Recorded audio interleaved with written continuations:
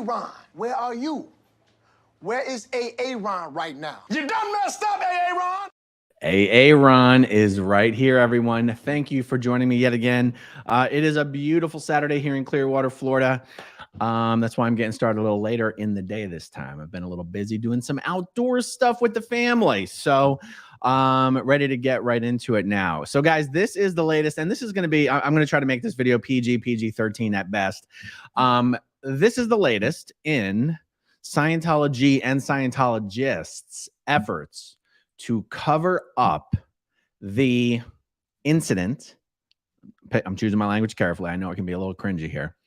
The incident of a local Scientologist, 40 years old, OT8, named Whitney Mills, who very tragically and gruesomely died by her own hand after being under watch by Scientologists, 3 in particular, for months, because it was known that she was in a mental state that included wanting to do what she eventually did.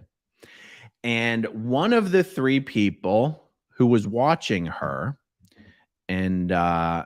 one of the Scientologists, actually suggested that if what she wanted to do, if what she had expressed wanting to do was what she really wanted to do, there was actually a Scientology process, an assist called an end-of-life assist that would help her with that. An end-of-life assist is something L. Ron Hubbard came up with, allegedly. I say allegedly because, well, he did. Okay, he came up with it. That when your body, when you're ready to drop your body, this assist will help you as a spirit let go of your body easier. Okay. Whitney had asked for this assist, even though she was not dying. And requesting this assist was even suggested to her by one of her watchers, which implies those people watching her had no intention of preventing her from taking her own life. They were literally giving her tips on how to make the process easier. The police totally screwed up this investigation. But, you know, before I get off the topic, the specific topic I wanted to cover in this video, let me introduce you to the one and the only Laura Fiori, Laura Sales. She is the subject of today's video. This is from Laura's Facebook. Laura Sales. Now, Sales is her married name. She married a Scientologist. She married a Scientologist who's very big in the multi-level marketing industry, Tim Sales. We'll get to him in a second. But Laura Sales grew up here in Clearwater, Florida. Laura Sales was not born into Scientology. She was not raised in Scientology. She went to Clearwater High. She was Whitney Mills' best friend. Laura is the one who got Whitney into Scientology. And Laura is now presently trying to suppress the spreading of true information amongst the non-Scientologist Clearwater community regarding the death of Whitney Mills. Laura Sales has continued to spread lies to her and Whitney's common non-Scientology friends that Whitney died from Lyme disease and cancer, something that has already been completely disproven by the autopsy and medical follow-up that occurred after the autopsy. And I do have notes here so that I don't just ramble and go on a bunch of tangents. And I'll refer to my notes momentarily here once I get through my opening segment. But hold on, before I even do that, let me address some comments here. Doesn't anyone, Cassandra Reiners, doesn't anyone find it funny that DM is in a video where he is singing about standing tall? Just saying. Cassandra, I'm actually going to do a video about that soon. The Scientology music video is called We Stand Tall. And David Miscavige is unironically one of the stars of that video. Carrie Johnson, her family should go after them for knowing but not reporting it, mandatory reporting. Carrie, I absolutely agree with you. I hope that they do. If they need any help, even raising funds to do such a thing, I will be more than happy to use my channel as a platform to help fundraise for such a thing. So I agree with you 100%. Okay, so let's see. I have some screenshots lined up here. We have Laura Fiori, Laura Sales. We have Whitney Mills. Laura and Whitney were best friends in high school and carrying forward through, you know, the last 15 or 20 years that they were in Scientology or whatever it's been, 10, 15, 20 years. I don't know exactly when Laura herself got into Scientology. Okay, so some housekeeping here, some examples of Laura Fiori and her own progress up Scientology's bridge to total freedom. We have her finishing new OT5 in 2015.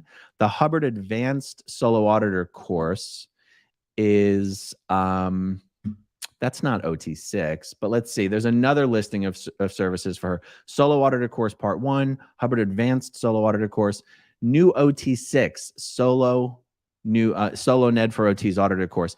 OT6 is a training course in Scientology that teaches you how to audit OT7. So Laura Fiori is, to the best of my knowledge, currently auditing on OT7.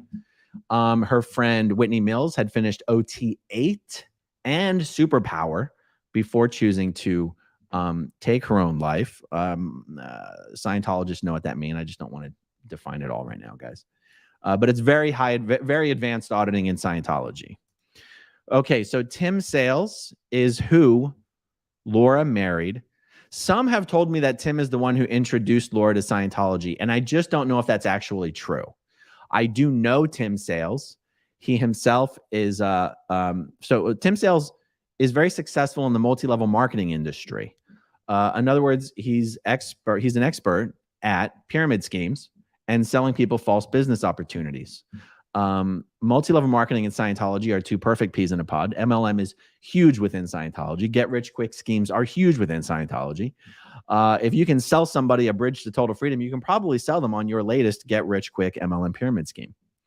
Actually, if we go back to Laura's page, let me take a slightly different view here. If we go back to Laura's page, we can see her pitching some fraudulent crap. Let me try to expand this for you guys. I turned 40 last year. So when I first heard about this new supplement that you drink before bed that makes you age in reverse, I couldn't wait to get my hands on it. I mean, come on, guys. Can you roll your eyes harder than I want to? I mean, if this was any, if that statement was any more fraudulent, I'd think we were at a Grant Cardone seminar.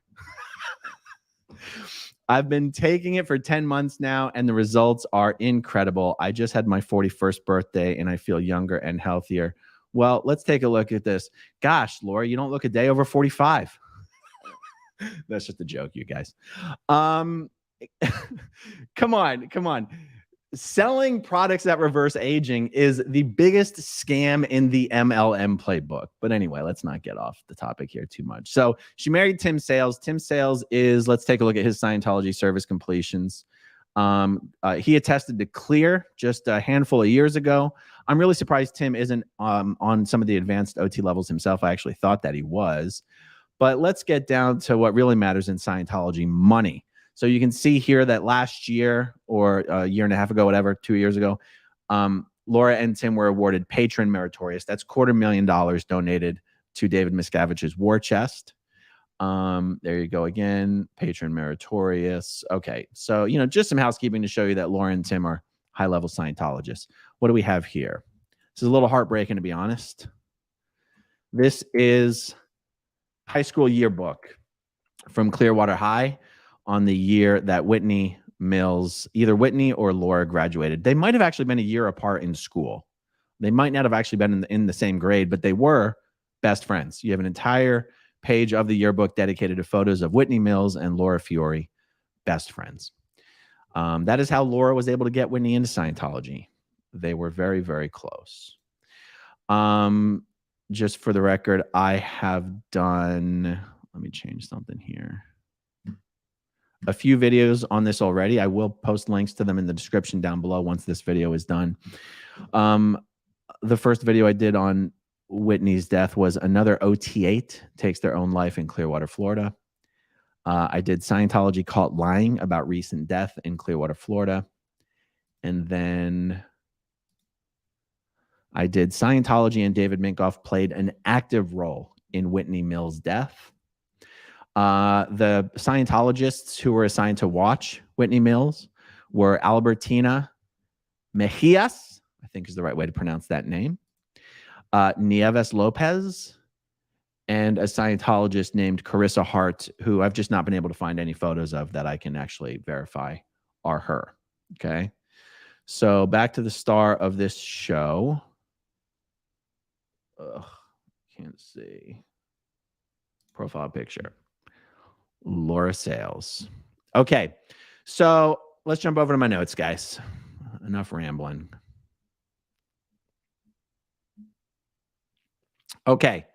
Laura, some advice just for you, from me to you, free of charge. You really need to be careful about spreading lies about a suspicious death involving Scientology. When the police come knocking on your door, you're going to have to explain who or what was the source of the false information that you keep spreading and why you keep spreading it. By the way, Laura, Laura and Whitney, both having grown up here in Clearwater, where I live, by the way, Clearwater, Florida, they have hundreds and hundreds of non-Scientologists in the community that they know, that they've known their entire lives, that they grew up with. And Laura Fiori, has been contacting her non-Scientologist friends who post links to the news article that broke the national news about Laura's death and the cover-up. And specifically, it's a Daily Mail article. And the only reason I'm not showing the article is because the headline is so explicit and gruesome that it probably violates YouTube's guidelines. So I'm not even going to show you the headline. But if you Google Whitney Mills Daily Mail, you'll see the article. And I think it's important to note that it's an article, that it's a mainstream news article. Is the Daily Mail mainstream? They do have a huge reach, but mainstream media means something very specific to me. In other words, her friends aren't sharing videos by a declared suppressive person like myself. They're posting links to actual news articles that are running in the actual news. And Laura is contacting these people and screaming at them and yelling at them and accusing them of all sorts of heinous things and saying, these are all lies. These are attacks against my religion. Whitney Mills died from Lyme disease and cancer. But Laura, you know that's not true. You absolutely know that's not true. Okay. So when the police come knocking on your door, because believe me, they might have screwed this up so far, but they will be investigating this. When they come knocking on your door, what are you going to say, Laura? Are you going to say that you're the one who made up this false news, this fake news? You're the one spreading this fake news about Whitney's death? Or are you going to say, oh, officer, I didn't know it was fake. That's what I was told. I was just told by the Sea Org members that flagged that that's how she died. I'm so sorry. I didn't realize it was false information. What are you going to do, Whitney? Because if you tell, what are you going to do, Laura? Because if you tell the police that it was the Sea Org members who gave you the false information, you're going to be in an awful lot of trouble. So you're not allowed to do that. I mean, you're not allowed to do that because that leads the police right to Scientology's doorstep, right to the Sea Org members' doorstep at the Flag Service Organization. So you've got to, if you're going to cover up for the Sea Org members, you have to say that you were mistaken. But how are you how can someone be mistaken about whether someone has cancer? No one ever told Whitney she had cancer. Whitney never told anyone she had cancer. Whitney didn't even experience any pain or discomfort from the mass or the cyst or whatever she knew she had on her ovaries. So how are you going to explain why you thought it was cancer? You're in a bit of a tough spot. See, oftentimes the cover-up is worse than the crime. Oftentimes the cover-up is what gets you nailed instead of the crime, because the cover-up can be easier to prove sometimes than the crime, because the cover-up is occurring right now in present time, whereas the crime has occurred in the past. It's easier to collect evidence about the cover-up sometimes than the crime. So you really ought to be a little bit more careful, Laura, honestly. Or not. I'll enjoy continuing to make videos about you if you'd like to keep doing it. So you see how this gets a little messy. Okay, let me put my notes to the side for a second and make sure I'm not ignoring any chats. Okay, we look good there. Okay. And this really is an example of the cover-up being worse than the crime. You know, this crime, okay, let's clarify crime. what am I saying is Scientology's crime here? And I'm not a lawyer. I'm just a guy I'm just a guy who grew up in a cult, got a little YouTube channel, like to talk about stuff. Everything I say here is just my opinion. What is it that I believe Scientology did or didn't do that may amount to a crime? Well, Scientology is going to claim, one, they're going to deny that they ever watched Whitney, put her under watch. They're going to deny that they ever knew she was in mental distress. They're going to deny that she had ever communicated to them that she wanted to die. And yet, when the police start investigating, the evidence is going to overwhelmingly prove all of those three things. And then the police are going to have to ask, wait a second, if this member of your group told you she wanted to end her life, and if you assigned people to watch her for that very reason, how did she end up alone in her residence with a firearm? What? How does that happen? Now, not being a legal expert and not being a lawyer, I can't tell you for certain what Scientology's mandatory, what role mandatory reporting would play here with either Scientology or the Sea Org members in Scientology who knew about this, or the public Scientologists who aren't Sea Org members who knew about this. I don't know how all of these dots connect in a legal sense. But if Scientology wasn't worried about those dots being connected in a legal sense, why are they trying to so hard to cover up the circumstances of this death and to spread misinformation about what actually happened? It's one thing to spread misinformation within the world of Scientology. There's a million ways you can justify that. But Laura, you're trying to spread the misinformation to non-Scientologists in the outside world who have access to the internet and who can see the police report that will indicate everything you're saying is a lie. So what are you doing? Why are you doing it? And who's telling you to do it? And what are you going to say to the police when they ask you those questions? That's what I'm really dying to see how this unfolds. I mean, you're lying about something that can be easily disproven. It's like, do you forget that you're not talking to Scientologists? Do you forget that normal people have access to the information in the world, that the internet is a thing? I know you're not allowed to read the internet in the bubble of Scientology world, but you know that non-Scientologists can, right?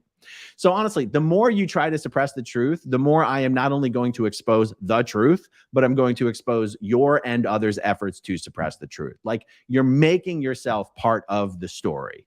I'm sure your Scientology ethics officer doesn't exactly appreciate that. You're really in a no-win situation. There is nothing you can do to minimize the damage that is going to be done to Scientology as a result of their involvement in Whitney's death. And there's nothing you can do to prevent the spread of this information. You really might consider stop trying. Or again, like I said, or continue, because the more that you do, the more I'm going to feature you in videos. And just realize, like, your non-Scientologist friends don't have any loyalty to Scientology. You realize they all hate Scientology, right? You realize you're like one of the only people who grew up in Clearwater who joined Scientology. Like, your friends out of Scientology do not have your back on this. They do not have your back. They don't understand why you're pretending your friend never existed. You're practically pretending that you knew nothing about her death. You had nothing to do with it. You know that they know you've been best friends your entire life. You didn't even post anything to Facebook, RIP. You like nothing memorializing the life of your friend. You know that your friends see that as being more than a little strange. You introduced Whitney to this cult. You introduced her to this con. You introduced her to this scam, this cult that burdened her in a mountain of debt and robbed her of her sanity and robbed her of her will to live. That is on you. You bear responsibility for what happened to Whitney in her life.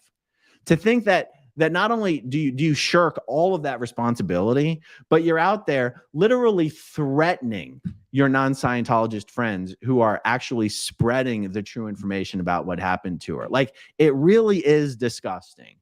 It really is gross.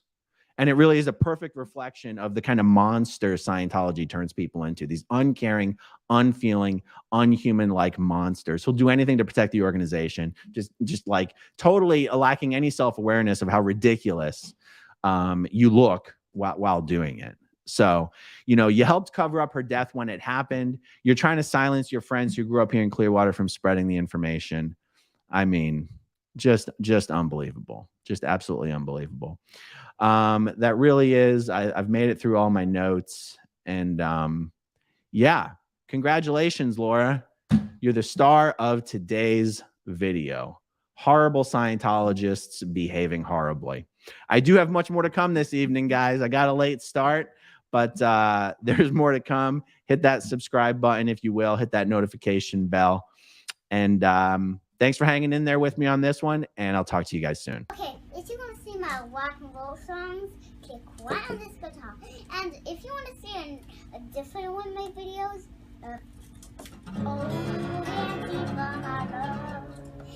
then you could click right inside here. If